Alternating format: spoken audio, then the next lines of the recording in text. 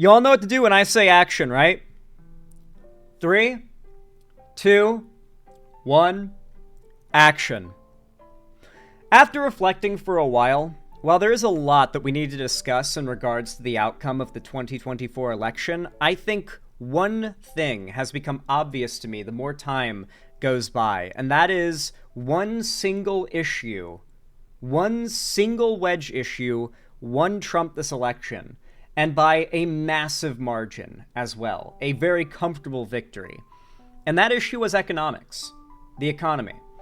While I was wrong about who would win the election, that Kamala Harris could still pull through, I mean, I was still trying to be optimistic all throughout election night, thinking maybe things could turn around in the morning, but no dice, unfortunately.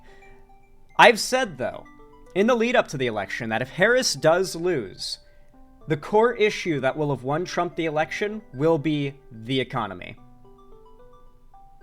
You can go back, or many of you in chat right now, especially the blue names in my website chat, probably remember me saying this so often. One of my favorite quotes has been that if Hitler himself, or Hitler's ghost or zombie, or his corpse ran for president, and Americans knew it would make gas cheaper if he won, they would vote for him, possibly in a landslide.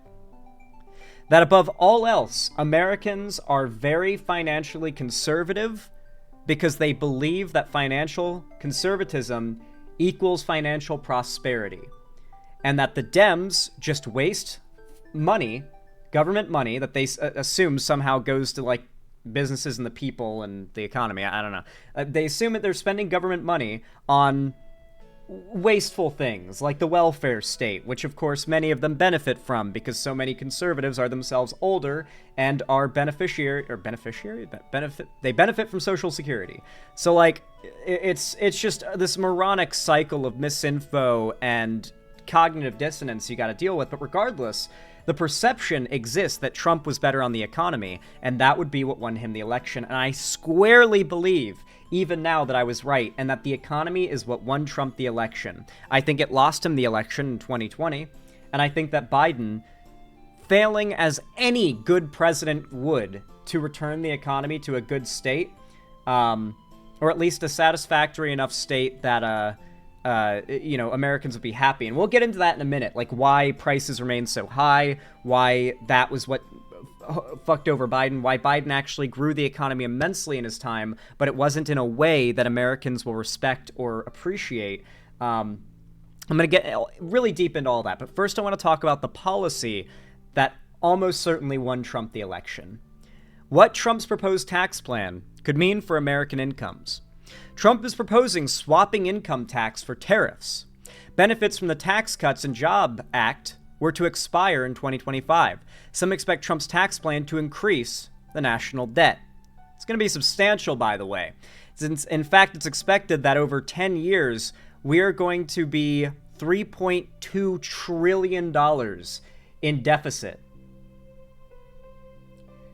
Because the U.S. is, according to his plan, effectively going to stop income tax. There will not be income tax anymore. And because Trump does not understand how tariffs work and believes that a tariff is literally like taxing another country or taxing the civilians or companies of another country and not taxing the companies that are here, they believe that this is going to not only mean that they don't have to pay taxes, but that we're going to steal money from other countries for our own government.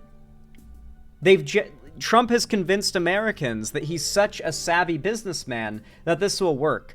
I need you all to understand that this is the equivalent of, the electoral equivalent of like a divorce and a custody battle, where we as a country, the voters, are the children in the custody battle, and the bad parent who is absolutely not qualified to have kids has bribed the kid with ice cream for every meal of the day, every day, in order to like get the kid to openly want to be in the custody of the worst parent. Now, while the kid may be very happy about getting ice cream for every meal, for a day or two maybe, it's not going to take long before that kid's stomach starts to hurt real bad. And that's what the American voters are going to feel. We've been bribed with no bedtime and ice cream for every meal. And the American people took that bribe. But unfortunately, living like that has consequences. And we're going to feel them. We're going to feel them. The idea of zero taxes, people love that idea. It's like having no bedtime and ice cream for dinner, but oh man, are we going to feel it? Especially when Trump genuinely has no real plan that won't destroy the economy on how the US government is going to acquire funding for, frankly, anything. Anything. It's like, it's genuinely insane. Donald Trump doesn't understand how tariffs work, so I'll explain them for you. Here's what Donald Trump says he is going to do, and why it, and you can probably imagine when I say what he plans to do, or what he has said he plans to do, you can probably imagine why the average American would be so quick to just automatically jump on board with this, and certainly not look deeper into it. Donald Trump wants to make America isolationist and no longer a globalist country. Meaning, no longer will we be involved in world trade, no longer will we be involved in things like NATO, no longer will we be involved with just doing anything with any other countries. Donald Trump wants to make America's resource acquirement, production, and consumption all happen in America. This is effectively the isolationist policy that Trump is running on, because he has convinced Americans that what is causing inflation, what is causing the job loss and the economy to get worse, well, it's actually getting better, but to make it look like it's getting worse, I should say, is America is letting people from the outside world in, and America is letting too much business out. He has convinced Americans that this is the root of all of their problems, and that to solve this, the first thing he is going to do is heavily tariff imported goods from other countries. So if they were produced in other countries and then sold here, that's the first thing getting tariffed, which of course just means that like the stores that sell those items, because they're getting them from companies overseas, are going to have to raise the prices because the stores are the ones getting tariffed here in America. The stores here in America, the companies here in America are the ones getting tariffed, not the country or the company producing the thing in the country that they came from. And so that's going to mean prices for those things will go up. Things like electronics are going to be one of the first things you see get real expensive real fast compared to how they were. But then after that, because Trump wants to heavily incentivize all of the manufacturing to happen here in America, he wants to also tariff inputs. Or because he wants resource requirement to happen here in America, and somehow he believes this will also help America. For some reason, he thinks it's a good idea to tariff inputs, meaning he wants to somehow bring manufacturing back to America and make it more expensive for American companies to acquire the raw resources they need to manufacture things. Because America does not have all the resources you need that a modern country needs to have a healthy manufacturing economy. We're not China, right? And so with that in mind, Donald Trump wants to bring all the manufacturing here and then tariff all of the inputs. It's acquisition. Sorry, I keep messing up with the... I have mush mouth today, Stella. I apologize. But Donald Trump wants to tariff all of the resources that would be used to do that.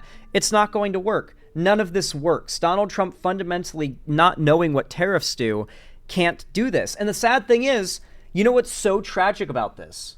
You want to know what's so unbelievably tragic about this? Donald Trump isn't far off on the idea that using tariffs to bring manufacturing back to America could be a good policy and would actually be advisable by some economists. Biden even expanded some of Trump's tariffs in certain areas because on a certain level, they can be good if applied right, but Donald Trump doesn't understand what they do, and so he applies them widespread. In fact, he plans to have tariffs range from 10% to 60%. Insane stuff. Genuinely insane. I can't speak today. Insane. Genuinely insane. That would be a ridiculous price hike for Americans on a ridiculous amount of goods. And of course, we're talking about the supply chain getting tariffed at almost every level too. So all of the inputs are getting tariffed, and then all of the I guess if the manufacturing's here, it won't get tariffed. So it's still just going to be much more expensive from the inputs getting tariffed. Unless it's something that can be sourced here and made here, it's going to be a lot more expensive. And Trump doesn't care.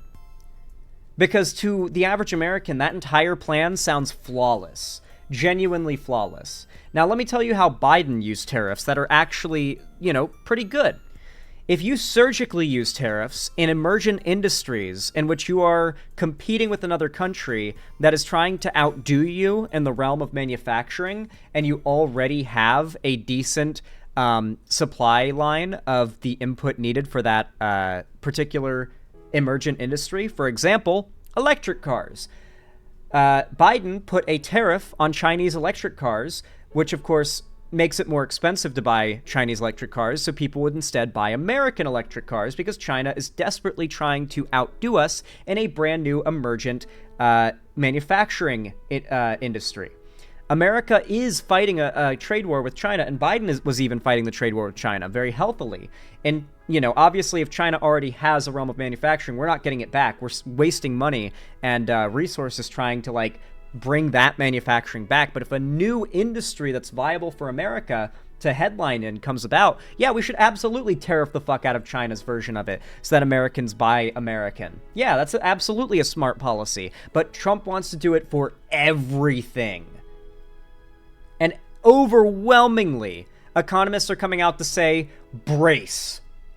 Americans, brace yourselves. You think you just bought yourselves into the glory days. But no, you have not. And you may be wondering, how did Donald Trump convince Americans that his economic policy was so good when we had 4 years of Trump and at the end of it, the economy went to shit?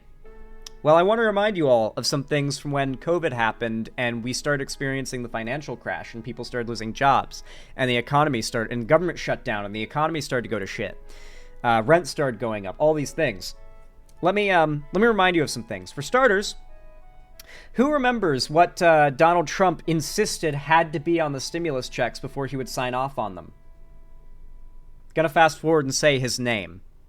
The stimulus checks had his name on them because he would only sign off on the stimulus checks going out on the condition that they had his name on them. That was an investment in Americans believing that Donald Trump was responsible for that lifeline.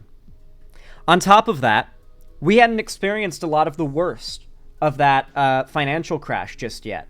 In fact, one of the biggest benefits that was very weird that came out of that was gas prices, which I've told you a million times. Hitler would get elected if he promised lower gas prices in America, even today.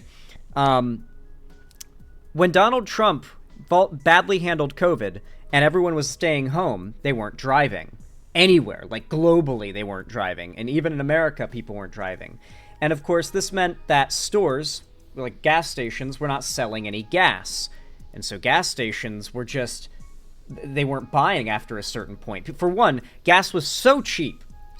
People were it was like the power is going to go off or the water's going to get shut off in a day in Zomboid, and you just start filling every single receptacle with water you possibly can. People were doing that, but with gas, because it was so cheap. Their mugs, their fucking gas cans, their pots, their pans, their fucking... The government had to put out notices telling people not to store gas in unsafe open containers because people were bringing everything they could, buckets, to gather up the gas because it was so cheap. Not only that, but oil companies couldn't get anyone to buy their oil. And so on top of that, they were literally scuttling oil. They were scuttling ships. They were selling their oil. They weren't selling their oil. They were paying people to take their oil. They were trading oil at a negative, meaning they were basically paying for people to take the oil because no one was driving because of the midst of COVID. And so gas prices were nothing. And because of that, people didn't associate that with the state of COVID. Looking back on it, people associate that with what 4 years of Trump looks like at the end of his presidency. Gas so cheap that we were collecting it in mugs because it was so cheap.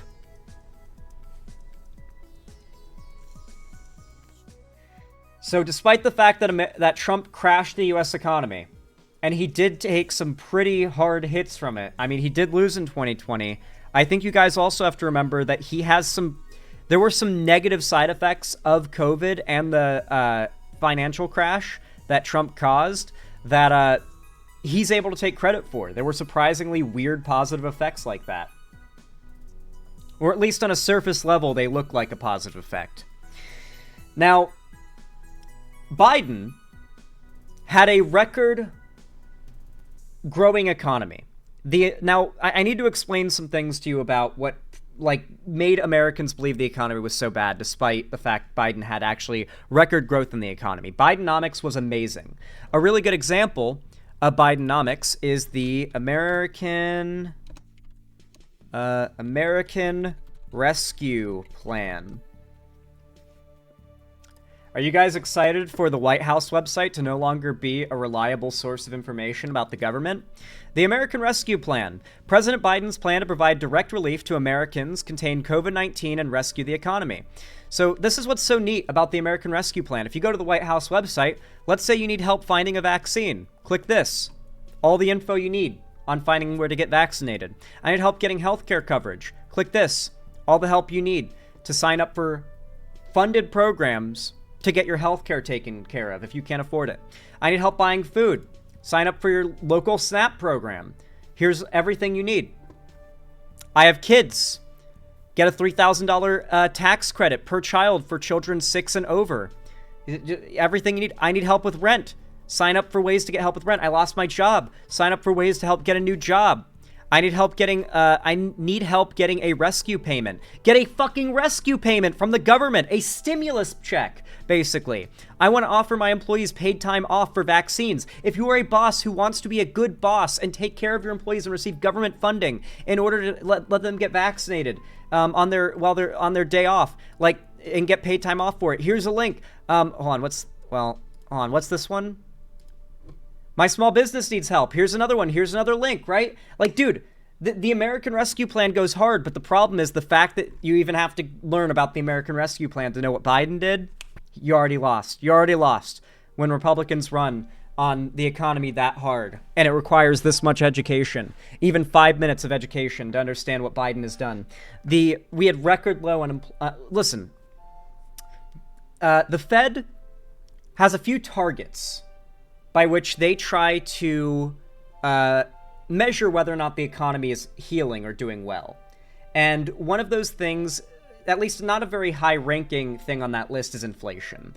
It's actually unemployment and other factors like that that actually are far more important for whether or not the economy is doing well in reality, and so that's what the Federal Reserve and the U.S. government typically look at when they're trying to manage and improve the economy. Inflation is subject to so many factors and is frankly oftentimes following the world's economic health. When inflation in America happens, it's usually at the same time as the rest of the world. It's usually due to world trade getting fucked with, not with America's economy getting fucked with. Not always, but usually. And so, because inflation as a percentage isn't a number that goes up and down as a representation of how close to some basic value that the US dollar has, it's actually a measurement of the rate of inflation. 2% is the healthy, ideal inflation rate that the Federal Reserve has identified. Unfortunately, during Biden's presidency, he has maintained a 12.5, give or take, average inflation rate. Not great, but not destroying the country. You can still have an inflation rate that high and the economy still be doing very well. However, he still did lower the inflation a lot as of now. The inflation now is actually quite low, but people don't feel it. The prices are still quite high. You oftentimes hear people say, I can barely afford groceries. I can barely afford groceries. How often do you hear that? I can barely afford groceries. Hypers in chat if you've heard that from anybody. Doesn't even have to be a conservative Trump supporter. But since this whole inflation thing happened, how many people have you heard complaining about the price of eggs or meat? Oh my god, meat is so much more expensive now. Yeah, a lot of you have probably heard these complaints, and I'd say they're pretty valid. But do you want to know why you can barely afford groceries? Because even if barely, you can still afford them.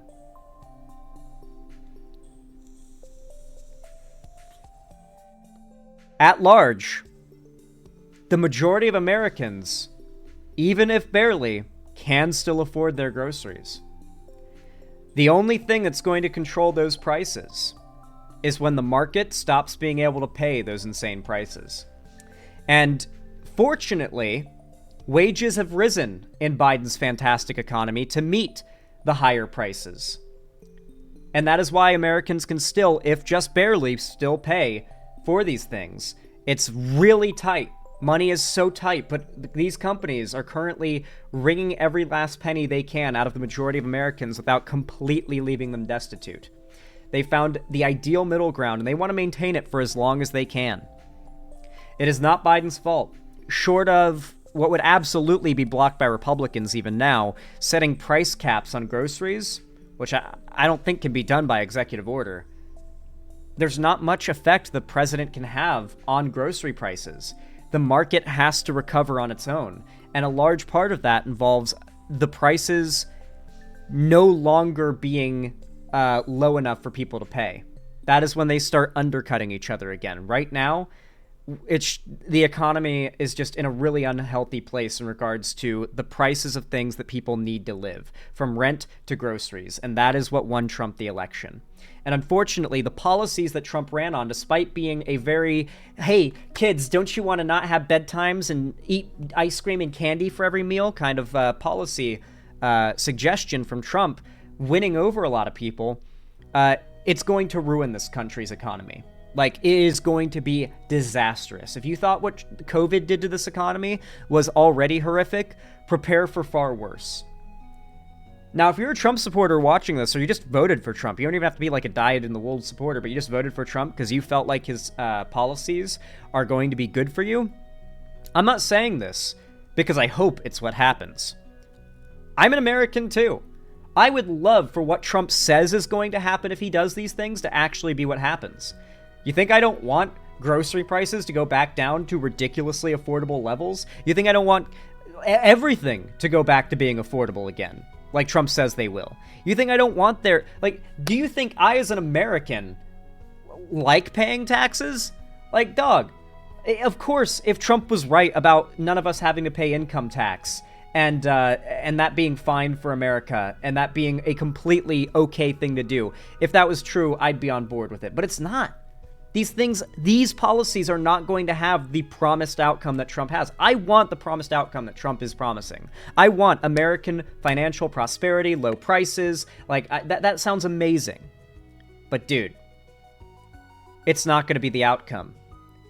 It's wishful thinking. But hey, we can all hope, right? We hope for the best, but we prepare for the worst.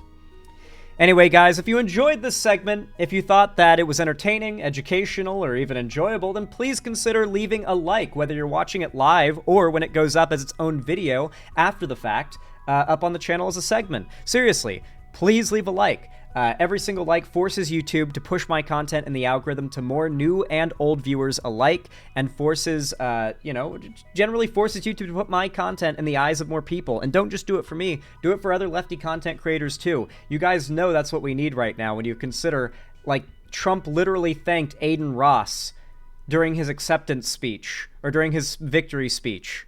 He thanked Aiden Ross and and Joe Rogan as well. You guys gotta understand, we gotta rival what the right's got going on online and in the media sphere. So drop a like, drop a comment, and you will be doing your part in doing so. It's not even just supporting your favorite content creator anymore. It's about fighting against the right's domination of the algorithm. We gotta do something, guys. So drop a like, drop a comment, subscribe and ring the bell icon to turn on all notifications if you haven't already. And on top of that, consider following my social medias linked down below to see more from me on other platforms. And if you want to join my fan Discord, the main hub of my community and fan base, it's totally free to do so through the link in the description. I actually host game events, call-in streams, or watch parties at least once a week in my Discord. And on top of that, if you want to support me directly, help me keep the lights on and a roof above my head here at the Xander Hall studio, then please consider donating, subscribing, or gifting a sub on my website, xanderhall.com/live, Or support me financially through YouTube, Twitch, Streamlabs, Stream Elements, Patreon, or buying merch, because I do have merch, through the Streamlabs link down below. But regardless of how you support my channel, even if you're just a lurker, thank you so much for watching, and have a good one.